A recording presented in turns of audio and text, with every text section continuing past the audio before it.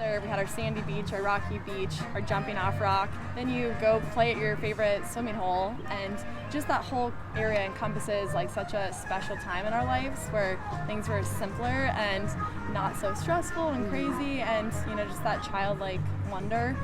So I just wanted to celebrate her no matter what business I went into.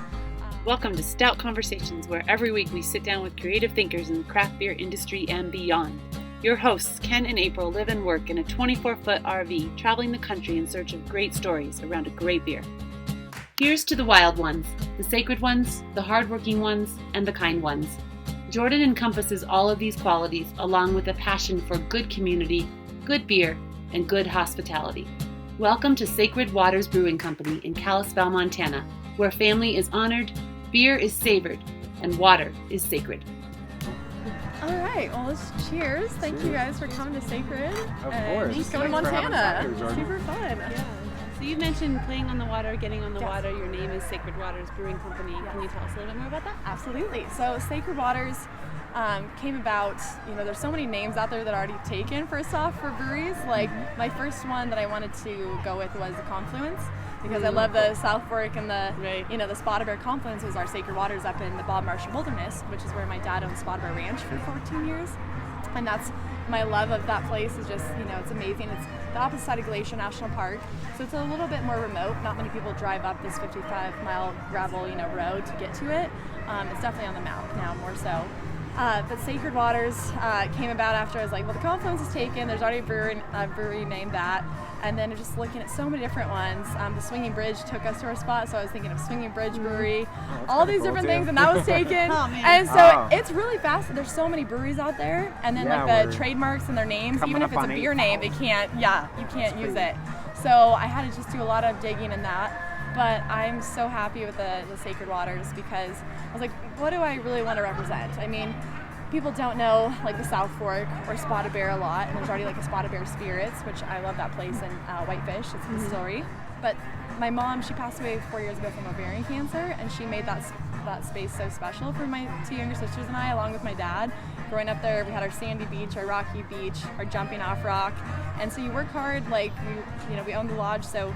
We'd be washing dishes and cleaning cabins, and then you go play at your favorite swimming hole, and just that whole area encompasses like such a special time in our lives where things were simpler and not so stressful and crazy, and just that childlike wonder that there's nothing bad that can happen.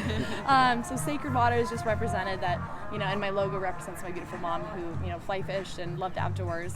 So I just wanted to celebrate her no matter what business I went into. And she loved people. She was so social. She could make friends with anyone. And so I want her to be the first person that greets, the customer. And my dad is very social too. He loves talking to people. Like I said earlier, he comes in at like 5 o'clock. He's kind of like our number one customer. He helped finance all this. Okay. So like he's awesome, and so we're very thankful. So yeah, he deserves a beer like right when he walks in the door. So yeah, he doesn't have to start a tab or anything. But between both of them, they're just very social. People just love life, and I'm a little bit more reserved. Like I get a little anxiety talking to people, so I'm trying to like have my mom like kind of do it through like I know her spirit's here with me, so it's kind of fun like just really pushing myself out of my comfort zone. And sometimes it's a lot. Like she didn't make it look like that, and my dad, like his battery gets like fuller and fuller when he's talking to people, and mine was like, all right, like, I'm gonna go to bed now. So when we're done, you're gonna be done. Yeah, it's like that was fun. I did it. I did it. Yeah, exactly. Beer helps me like kind of settle and chill, like, and be more social. So it's kind of that, I don't know, it's kind of my medicine. Where, I think beer is that for a lot of people.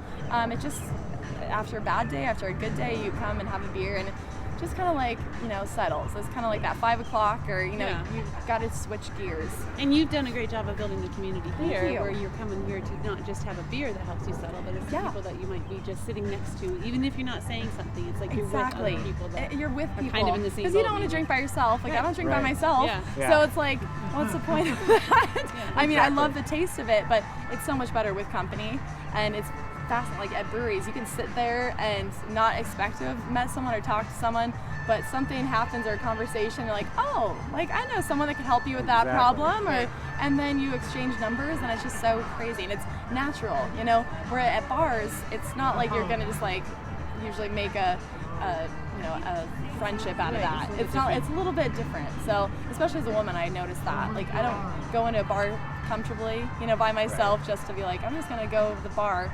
If I go to a brewery, I'm fine. I don't feel awkward about it at all. Like I have a flight, I try some new beers, you know, maybe talk to the bartender, but it's just more, I don't know, approachable. It is. Yeah. You know, especially for a woman, it's just really nice that I don't feel scared, judged, anything like that. Well, and most breweries, and you guys have done a great job of this here, is like, it's more like family. You feel like it's family oriented. You've also teamed up with other businesses that are in the same like building. It's really neat. So the whole complex is like a destination. So there's a cidery, a winery, wilderness provisions, eatery, and bakery. They just added a bakery on. So it's nice for people going to the park. They can come in at like 8 o'clock and grab like a pastry to go, a cinnamon roll or a coffee. And then there's also the Apple Barrel next door, which has been here the longest. They've been here for 20 some years. And they run like a fruit stand and vegetables. And so it's really nice. They have like huckleberry pies and everything like that too. So in the summer, they are like a busy happening place. Like people will bring in huckleberries for them that they've picked, and then they sell it. Huckleberries are the thing here. The farther north you get in Montana, it's huckleberries. I mean, we're so blessed to have huckleberries. If you put anything huckleberry, people will buy it. Like they won't even like balk at the price. We will get a huckleberry beer. Oh, you have to, right? That's one. You have to have that in a Scottish ale, evidently in Montana. Apparently, it's like the trend right now, and like we talked about, like it's not really my favorite thing, but it's out there right now. So you gotta go with the trend. It's a weird thing. But it is very weird. So what are you drinking, Kenny? Because I have a question. I am drinking a beer. What's it called? Really? Drinking the pale. Oh wait, you want the specific name? Yes, guts and grit. Guts and grit. So the guts and grit. Because there's a pale ale. I know. I'll put you in the spot. No, it's great. So put me on the spot. Try to memorize the name in 2 seconds. No, you've had a lot of beers over the last couple of weeks, so I would have memorized those names. But the story behind that is my dad is like a cowboy poet on the side. He's really good at it. And he created this poem called Guts and Grit, and it's like the guts to get your, you know, anything going, and the grit to get you there. So it's really neat. So you have to check him out. Like I'll do a recording and probably put on our website one of these days, because he's phenomenal at it. And it was our first beer that we brewed on the big system, and we actually had a different pale ale recipe in mind, and then we got all these free hops from Crosby.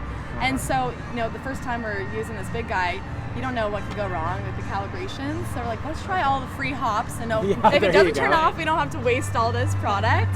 And it actually turned out amazing.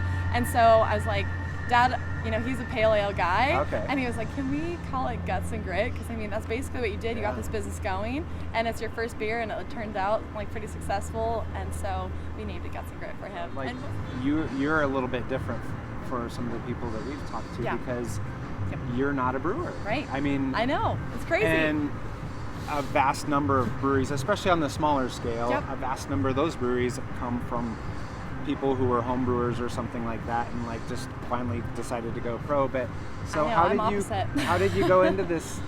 Because you obviously have a very deep passion for this business. I do. Well, I love craft beer, and so a couple years ago, when my husband hadn't gotten to pharmacy school, you know, I worked at like Glacier Raft Company, the Lodge of Whitefish Lake, a lot of different places for receptionists and like, you know, customer service. So I knew that side, like it's all about taking care of the people, and like you are the face, no matter what wage you're getting. That's the first person that you're greeted by and all that stuff. But I just wanted to have, you know, be in the hospitality industry. You know, growing up as Spotted Bear, that's, you know, you're making those guests, those 12 guests. It was a kind of a tinier, exclusive operation where they'd sit down at night with Dad at the table and Mom and just like reminisce. But that's what a brewery is. Like when we love fly fishing, we love snowboarding, we love all these outdoor activities, and at the end of the day you get to go to a brewery and talk about how great that day was, or the best experience, the worst experience. It's just about meeting people. It's like that confluence, that's, you know, of like the rivers and all that. So I wanted to, I knew I wanted to own a business. I graduated business management in 2012, and I thought it was going to be the hospitality industry. No, but I just wanted to own a business that like I could have flexibility down the road, because I would love to be a mom and like be able to have my kids at work one day and like just not be on someone else's schedule. And obviously that's challenging to start your own business. It's a lot easier to go to work and do the 8 to 5, but unfortunately that's just not how my mind works. I'm an entrepreneur, spirit like my dad. And so I just was like, all right, Kyle and I actually started home brewing, we got a kit like at the homebrew shop in Missoula when we were living down there. And we did it, and Kyle's like very chemistry minded. He's he's going to be a pharmacist. Yeah. He loves it. It makes sense to him. And I was just like, this is too much. I can read all the books, and I got all these books about home brewing and everything, and it makes sense, but doing it is another thing. And the creativity is a huge part of brewery, as you know, the art, it's so much of that. And I am not a cook, Kyle cooks. Yeah. And I was like, so if you're going to be a pharmacist, and that's what he was striving to do, and I was just like, we can't do both this together. I mean, you'll make the money one day, I'll have the business, and hopefully it'll be okay in a couple of years when you're graduated. But I just went for it, and learning as much as I could about the hop profiles and malts, and I would watch all these shows and documentaries about it, and it just seems like such a happy, passionate group of people. And at the end of the day, we're doing beer, we're selling beer, so it shouldn't be that stressful. Just have a beer. I mean, you can have several more if it's too stressful. But it's been really wonderful to, we did a lot of market research. Dad and I went to places, even in Minnesota, that I knew a friend that owned one over there. And so people are so gracious to open their doors and really give us that behind the scenes and the honest expectations or reality of it. So my dad's like, if you want to start a business, go to the people that are already successful doing it. So we went to Surly and Lithbridge in Minnesota, and we went to Draftworks and all. We did a big tour in Missoula and all over the Flathead, and just every brewery we went to. My dad wasn't even a beer person, and I turned him into one, so it was kind of fun. He was a vodka soda drinker, and now he drinks beer. He had the personality that was ripe for the picking for brewers. He absolutely loves it. He loves it. I'm like, Dad, this is a $20 social club. This is your jam. It's affordable, when you go get cocktails, that's expensive. And he realized, I was like, this is affordable. I mean, there's college students in here. I mean, you can scrounge up $5 to get a beer if you really want to. A good craft beer. Yeah. So he came around, and he just saw that, I had that passion and the vision of just having a place where people can congregate and come together. And so finding a brewer, I went to the college, the FECC. They had just had their first graduating program there, their 2-year, and I talked to Joe Byers, the advisor, and I was like, who would you recommend? And we got a brewer, and he was great, but things just different views didn't work out. So Joe Byers is actually our brewer now. So he's really been great, and we're super blessed to have him on board. He knows his beer, and he's excited to not just be watching the students do it, because he'd brewed at Tamarack for many years. Mm-hmm. So he's been in the industry. He knows what he's doing. He's seen the big side, the distribution. So he brings so much to the table in terms of just knowledge and having been there. So when we have our meetings, just be like, okay, where are we looking for the future? And 1 year down the road and 5 years. So it's been really fun just to learn from someone that already knows. I think that's everything. You can all try to make it up yourself, but why not go to those people that know what they're doing and have been in it? You were talking about how welcoming all the other brewers and breweries were. I'm so stunned by it. People think we're in this competition, which obviously you're rolling it to make money, to because you need to make money. You don't start a business just for the fun of it. Yeah. And that's unfortunate. That's just how it is. But I think when we all work together, it just makes it all better, especially with changing these laws and everything like that, which will all benefit us if we push together. So it's been so great. We've all, we all comment on each other's posts and go to each other's breweries saying oh, I love you, I love this beer, this is awesome. So it's just, I've had no bad experiences yet, and it's just great, because most communities and industries are not like that. It's don't go to that guy, he'll screw you off. And we try to pick something out. I tell my staff, pick one thing that you like about another brewery so you can recommend that, because it's not about putting other people down. It's about raising each other up. So it's go have your dogs over at Bonsai, try these funky, awesome beers, or go to KBC, Kalispell Brewing Company, try their lagers. They've been amazing, the staple in Kalispell, the brewery scene. there's something unique about every brewery, so it's really fun just to like celebrate each other versus putting each other down, because that just looks negative. I don't think that ever like wins. It makes you look bad. So do you have any, I mean, you've talked about learning about all the different malts and the hops and things. Do you have a desire to eventually brew a beer? I'm just not that creative. Just to do it? or do you like, I would love do you have input on the beers now? Right, though? Yes. Oh, absolutely. Because obviously you're a drinker, so you know what you like. No, right? yeah, my previous partner and I would go over, and we had a 1-barrel pilot system, which we still have in here. So I would brew with him the whole time, and just like each beer, we knew what we wanted to brew. It was kind of fun, like for us to come together and be like, this is kind of the pale ale we're going for. Like it should be like this, medium balance, like citrusy, and this IPA should be like a little bit more like pine, forward and floral. We would do blind tastings. We'd like just have beers from all over that like were actually good beer. We don't want to just like compare ours to like so beers. Yeah, so we'd pick like the best that we love, like your Draftworks and all these great ones, and just blind taste. We'd even have friends come over and have our beer in that lineup, and like have like little tasting notes and say what they liked and didn't like, and it was really nice to get honest feedback, because you can think your product's the best, or like you just can sell them on it, but if they like it, that was awesome. So we went back to the drawing board. It was like a year of us just like perfecting these beers, and it was just really cool to be a part of that. So seeing the process, like I've done it. The chemistry still is a little over my head, but it's always there's always something new, and like just it's crazy. But very lucky to have Joe, and he's so awesome about helping us understand it, and even the new staff, like I'm like always ask Joe. He's so great, and he wants to share it with you because he's so passionate about it too, and he's just willing to like teach you. He's not like, oh, I'm so busy, I can't do that. He really will make his time. Your staff are the ones that are going to be They're the ones representing his beer. So when we have team meetings, we have the beers in front of them, and they get to like try it, and he's like, pick 3 descriptor words, or what are you getting out of it? Because it's one thing for us to say it should be like berry, hoppy or whatever, but for them to have their senses, because we all have different senses. We're not going to pick up the same like pineapple flavor.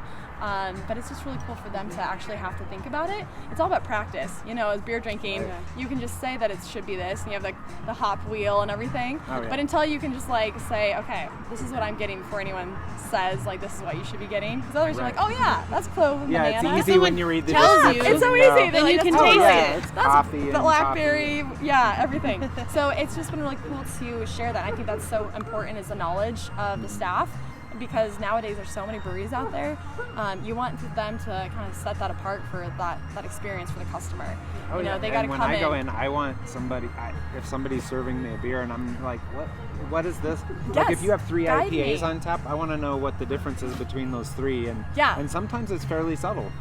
Especially if you're not like really geeking out like us. Like a lot of people don't know, well, this one has this hop and this has this hop. Right. That makes no sense, like Mosaic or Centennial. You're like, okay, cool. Like, There's a piney. But this one's really orange, like this one's very piney. Right, or this aftertaste, or like this, it's the whole experience, from the appearance to, the mouthfeel to all of it. And so our staff, I try to encourage them to really engage with the customers. So if anybody had wanted to open up a brewery, or they're curious about like opening up their own business, could you give them like a 30-second business plan? Oh gosh, just like the steps of it. Yeah. The steps. Really, I guess I would say decide if you really love that industry, because it's going to be your life, and it's going to be a lot harder than you think it's going to be at times. The good times are great, and the bad times are really stressful. So know that this is like the industry that you want to be in. Research, go to other breweries, go to the best breweries that you love, and see if you can talk to their owner, or the higher end up, just to see what advice they can give you, because it's all about going to the people that have actually done it. We all are kind of just making this up as we go. There's not like a rhyme or reason of how to start a brewery, and that we're all at different locations and there's different laws. Just keep honing in your passion, learning as much as possible is the biggest thing, and then just believe in yourself and just looking forward. Well, and you took it a step further too, because besides just doing research and stuff, didn't you actually take a job for a while? I did. I worked at Highland Brewing Company as a taproom server. Right. So before even starting my business plan, Well, I was starting it, but I was like, I need to go learn behind the bar, because I think you gotta know that, like, behind the scenes stuff as much as possible, otherwise it's going to be totally different than what you think. And then you can be a better boss because you know what they're dealing with. I mean, you can have the best beer, but it's about the person that serves it to you, I think. You know, they can change your reference, or like if they didn't have the person, then the beer would taste totally different. There's a face behind the beer. Well, they'd find something wrong, but otherwise with a smiling face, I'm like, how's your day? It's like, oh, it's not bad. Most of the breweries that are your favorite, I mean, it's not the beer. Right? I mean, you got to have good beer, but it really that, is a service. like, this it's is like a place I like to be at. It's like the atmosphere, the beer, there. and the staff. And it definitely, you go back to the place where you know that they're going to know you by name. And my staff does such a good job where I've told them, if we can create it like Cheers, you know, everyone knows your name, That's and totally they do phenomenal. So. Everyone comes up to me all the time, like, I don't know how your staff does it, but they always know my name. And I'm like, and I don't even know all their names because I'm not seeing them all the time. But I'm like, right? They're awesome. Yeah. So I give a lot of hugs. That's my secret, and this is out there now, is that if I don't know your name, I'm going to give you a hug. And there's the tip, the tell. But I do know a lot of the names still, but so don't it's really play funny. Poker. Yeah, exactly. So our brand is Living the Stout Life, and that's kind of a double-edged meaning, like the beers and like the full-bodied beers, but it's also a full-bodied life, like an authentic life. So we were wondering, like, what is your definition of your stout life? Oh gosh, like a full life, like, or what makes it to you great? What makes your I would ideal say, life? you know, being with ones you love, like doing the things that you love. So, you know, luckily we're in this business where, you know, we can still enjoy the you know, the good craft beer, but after we can go on the river and bring a growler of it with us, and we're representing all the time. So being outside with my husband and my family, my sisters and my dad, is everything to me. Like being present, like when you're actually away from your cell phone, like that's the biggest thing as a business owner. It's like constantly on you. So when I can unplug and like get up in the bottom of our shore where there was no cell service, we just had the ranger station phone. I wish those days were there all the time. So one day when I have kids, I want to take them up there where there's no cell service and be like, all right, we got to go play in the water, you know, Get like dirty. no Game Boy, none of this iPad stuff. Yep. It's just about being outside, and we're very lucky to live in such a beautiful place. So It's gorgeous. enjoying it's a it. beautiful Work state. hard, play hard is really the motto. You can drink beer after a long day and be like, I did something today. Like we got a lot done. Absolutely. Now it's time to unwind and unplug. Well, here's to building that. Cheers! You're doing a great Thank job. you guys so much. Thank you. Appreciate you Cheers. guys. That was wonderful. We have new conversations every week. Be sure to subscribe to Living a Stout Life so you don't miss out. Being on the water, enjoying family and the outdoors are all sacred to Jordan. What's sacred to you? Let us know in the comments below or by clicking the link in the description. Not good on that end. She does a lot of videos. And usually the one that makes it really difficult. What's your favorite brewery so far? Like, you don't have to say this, obviously. Well, no, I have to say But it's sacred. April I said, said do you like craft beer? Yeah. Oh, craft beer. And he goes, I like beer. but I like beer, What is but- that? See, I'm like, Isn't that C-R-A-F-T? hilarious? What's craft beer? Yeah. Open November 17th. So it's our first summer, and then the Flathead, that's like, that's when everything happens. Oh, so like now that school's out, Yeah, I'm sure. CJ, love life. Right? Nice. Safety first. So we have a fun cruise, you can tell. Like I it can should be see, fun. yeah. We're in a brewery. Really That's how great. you know how to figure out ideas. It is. I know. It's like a market research. So when you walk into the brewery, they're like, oh, you're cheating on your own brewery. You're like, no, where else are we going to learn ideas? How did Sam Walton do it? Exactly. He went You walk into in all these Kmart and places. said, how much Hey, you charge him for toothpaste? Just make it a little bit better. No, And it's not that hard. There's a saying that we've heard in like the bloggers world and the podcasting world. It's like if it hasn't been done by you, then it hasn't been done. Exactly. So it's got to be the same thing with the brewing. Like Exactly. even if it's the same kind of recipe, you're still going to put your own little touch to Completely. it. It's Yeah. absolutely that. And so it's always changing, there's always trends. Right now the hazy is very on board, and then sours. So we have a sour on, we have 2 hazies. We've got to have several IPAs because that's what people, want to gravitate towards. Yeah. We have a nice Especially in summertime, and so we have a nice light Kolsch that's like our refreshing beer. Those people that come in saying, I want a Coors Light. Right. Like, Yeah. well, we make our beer here actually, but it's great. It's really refreshing. It's hybrid lager ale, so it's well balanced. And then we have stout, we have a dark, we have our coffee stout, and we have our red ale. And just you gotta have a wide variety. It's not about what we like. You know, I could drink IPAs all day long, but you gotta have that mix. Like, they like your product, and like they have just amazing, friendly staff, which is everything. Awesome. I've told them from the get-go, like, you guys are the face of it, even though like I'm the back story. I want you guys to be like the face, because I don't want to like be back there. It's stressful. I'd rather make sure everything is running smoothly on the back end and not be the front person.